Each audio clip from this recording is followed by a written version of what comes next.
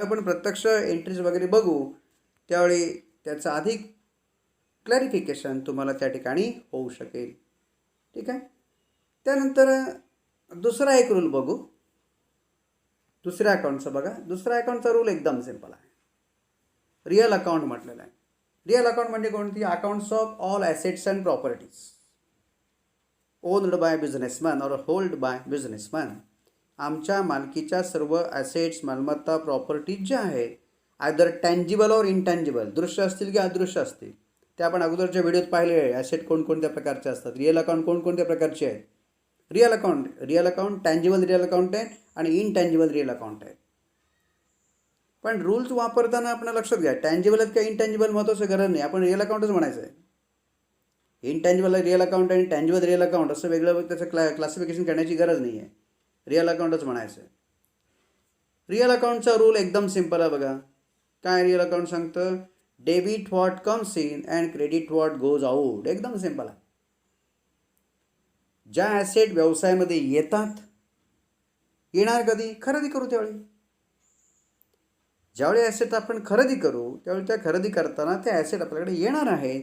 मग ज्यावेळी तुम्ही ॲसेटची खरेदी करा त्यावेळी ॲसेट अकाउंट डेबिट करायचं. Debit what comes in. का पैसा आहे, पैसा आला. कॅश अकाउंट आहे, कॅश अकाउंट डेबिट होईल. पैसा गेला आहे, क्रेडिट व्हॉट गोज आउट. ज्यावेळी ॲसेट जाते त्यावेळी त्याचं अकाउंट क्रेडिट करा आणि ज्यावेळी ॲसेट येते त्यावेळी ॲसेट अकाउंट डेबिट करा. डेबिट द ॲसेट अकाउंट किंवा real account when that real account comes into the द बिझनेस. रिअल अकाउंट संदर्भात काय म्हटलेलं आहे? Debit what comes in and credit what goes out. Debit what comes in कधी होईल लक्षात घ्या. आता इथं उदाहरण लक्षात घ्या. Purchased machinery worth ₹10,000 for cash. बघा इथं दोन्ही रूल वापरणार आहे. डेबिटचा आणि क्रेडिटचा दोन्ही होणार आहे. Purchased machinery worth ₹10,000 for cash. तर काय खरेदी केलेली आहे? मशनरी. कशी खरेदी केलेली आहे? रोखीने खरेदी केलेली आहे. बरोबर. म्हणजे या ट्रान्झॅक्शनमध्ये दोन अकाउंट दिसतील आपणाला. कोणतं? मशनरी खरेदी केली म्हणजे मशनरी अकाउंट आहे आणि रोखीने खरेदी केलं याचा अर्थ कॅश अकाउंट आहे. Machinery account and cash account both are real account. Cash आणि मशनरी दोन्हीसुद्धा काय आपले ॲसेट्स आहेत. Both are the real accounts. काय खरेदी केलं, काय आली? मशनरी आली. आणि काय गेलं? कॅश गेली. बघा किती सिंपल आहे. Purchased machinery worth ₹10,000 for cash. आता पुढे तुम्हाला चूक होण्यासाठी from Mahindra and Mahindra company असं देतात. बघा काय म्हटलं मी. Purchased machinery worth ₹10,000 for cash from Mahindra and Mahindra company. किंवा महिंद्रा अँड महिंद्रा कंपनीकडून आपण 10,000 रुपये किमतीची मशनरी रोखीने खरेदी केली. लक्षात घ्या. कॅश ट्रान्झॅक्शन जर असेल तर पर्सनल अकाउंटचा उल्लेख करायचा नाही. इथं Mahindra and Mahindra company account येणार नाही. कॅश ट्रान्झॅक्शन असेल त्यावेळी कॅश अकाउंट असेल आणि ती कॅश कोणाला दिली असेल तर ती व्यक्ती असेल किंवा आपण वस्तू रोखीने खरेदी केल्या असतील तर ते परचेस अकाउंट असेल किंवा ॲसेट खरेदी केलं असेल तर ॲसेट अकाउंट असेल. ॲसेट अकाउंट आणि कॅश अकाउंट दोन आणा लक्षात घ्या. म्हणजे कॅश ट्रान्झॅक्शनमध्ये पर्सनल अकाउंटचा संबंध येत नाही. पर्सनल अकाउंट कुठल्या ट्रान्झॅक्शनमध्ये? Credit transaction. पर्सनल अकाउंट आपण सुरुवातीला म्हटलं होतं. क्रेडिट ट्रान्झॅक्शन असतील तरच पर्सनल अकाउंट असेल आणि कॅश ट्रान्झॅक्शन असेल तर पर्सनल अकाउंट येणार नाही. मग आता इथे कुठला बघा? Debit what comes in. मग debit what comes in? Machinery comes in. And credit what goes out. What goes out from the business? Cash goes out from the business. So machinery account is debited and cash account is credited. Credit the machinery account, debit the machinery account, and credit the cash account. Application of the rules of the real account is simple. If you listen carefully and read and listen, then all the rules or all subjects are easy.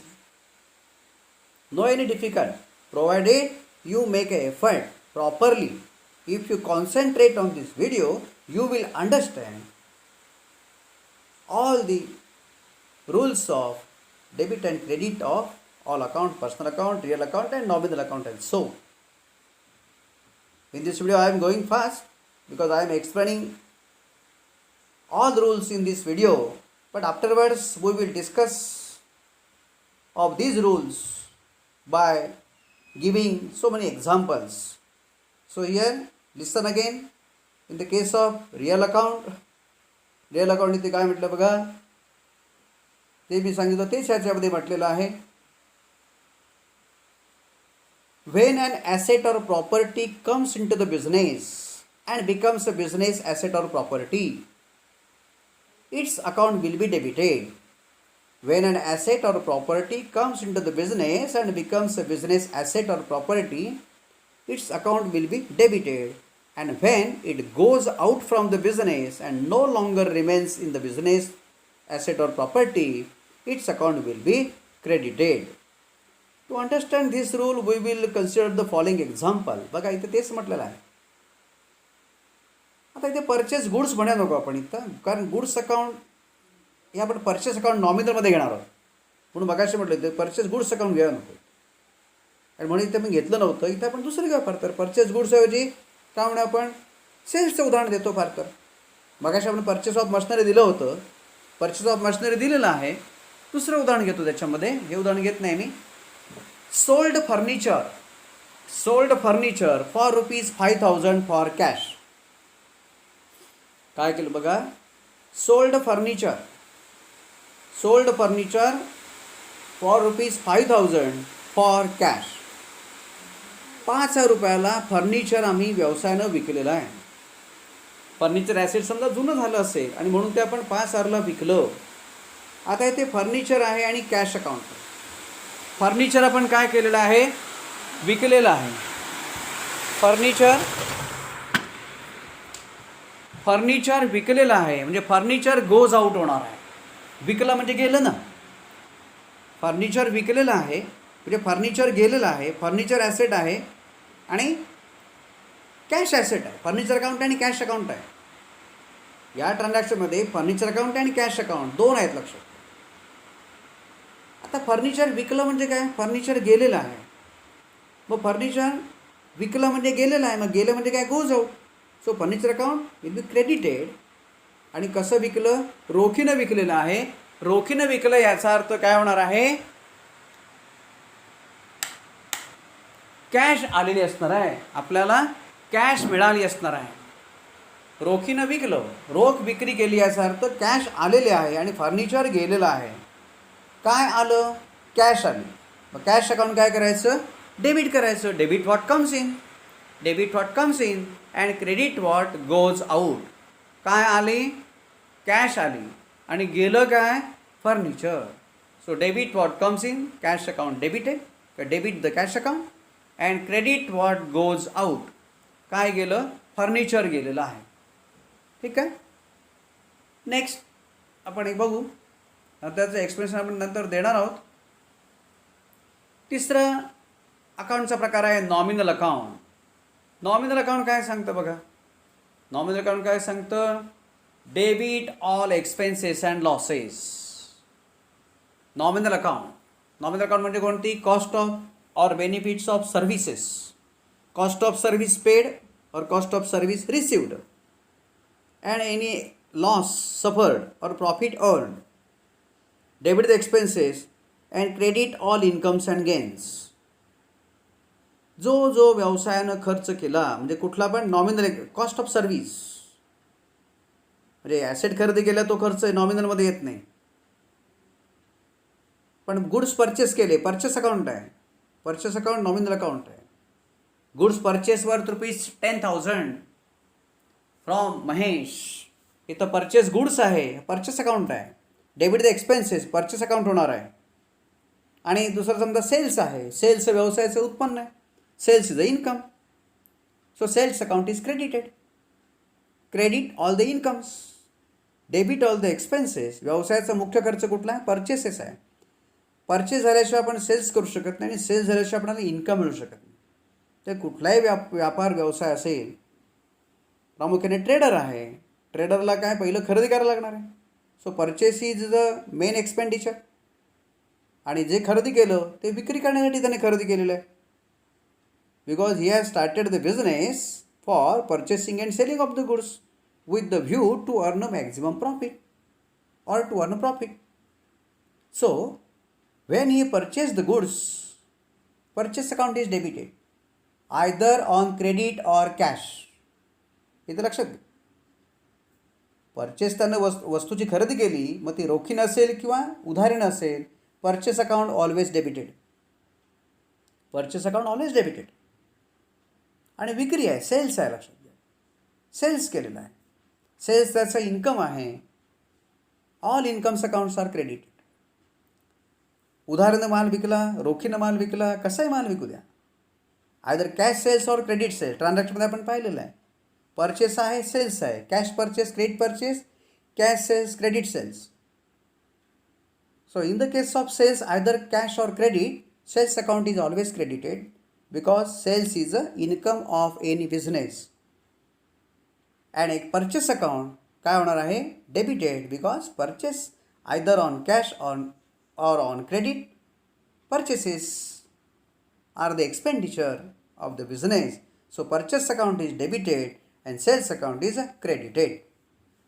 So we should see here what the transaction is given, or here one I have taken the paragraph.